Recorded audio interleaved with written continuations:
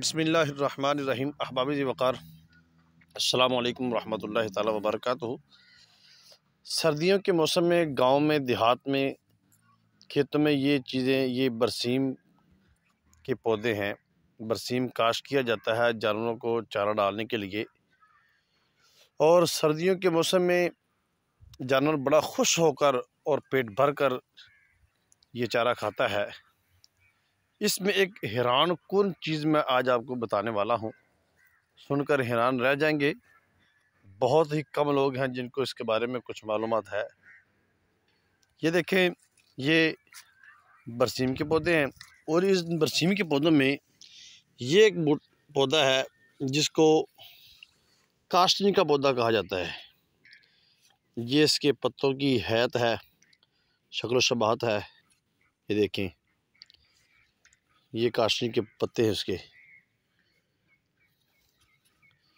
ये पौधा है काशनी का। ये बरसीम में सर्दियों के मौसम में काश्त किया जाता है। इसके बारे में हुक्मा, जो हकीम लोग हैं, वो काफ़ी मालूमात रखते होंगे, क्योंकि ये दवाइयों में भी सुनने में आया कि इस्तेमाल किया जाता है। लेकिन जो चीज़ मैं आपको बताऊंगा वो शायद हकीम भी ना जानते हों।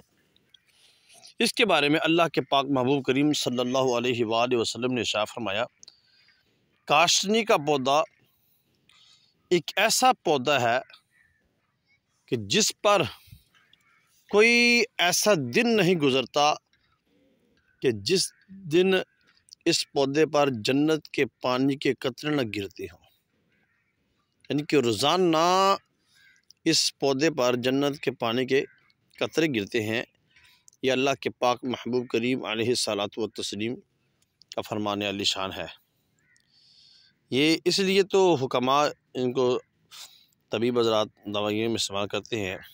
क़तरात की बरकत हासिल करने के लिए अल्लाह रब्बुल आलमीन ने इसमें बड़े बड़े कमालात रखे हैं इस काशनी के पौधे में।